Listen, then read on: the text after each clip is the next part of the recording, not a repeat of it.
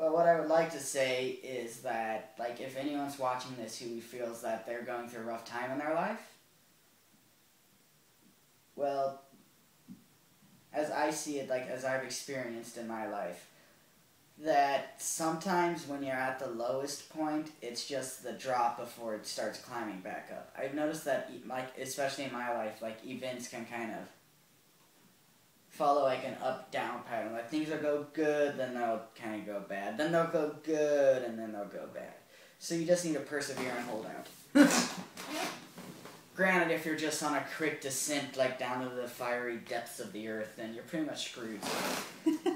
Enjoy the ride. Enjoy the ride. Just have fun while you're at it. Yeah. Just don't go have too much fun.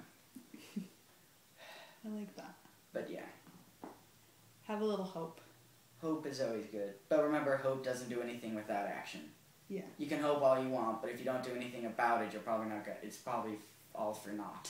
Right. And what a silly world we'd be in if we just made happy homeless people but never got them housing. Yeah. Cardboard boxes do not count as housing. Either do SROs. Unless it's a really awesome mansion made of cardboard. Possibly then. You know, like those forts they build out of boxes. We should work on that. We should make a really cool fort. Don't mind. Anyways, regarding the LGBT youth specifically, just like there's been a lot of advances, but I think better opportunities in the workforce. Like there were some laws passed to, help stop discrimination like that. But I still feel that there could be more could be done about it. And, availability of jobs, too. If they can manage to get that to work, I think that would help, too. Another thing that they could do would probably be to review, I know, the states and the, laws can be independent of federal, even though sometimes it doesn't seem like it.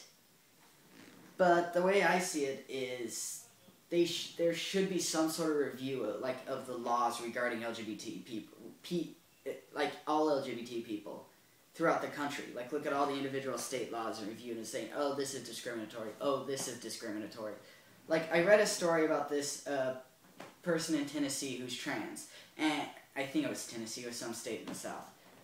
But they couldn't get the gender marker on their ID changed. So it still said in.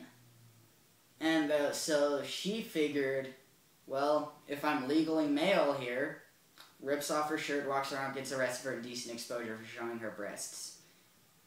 Wait a minute. To the law, she's male.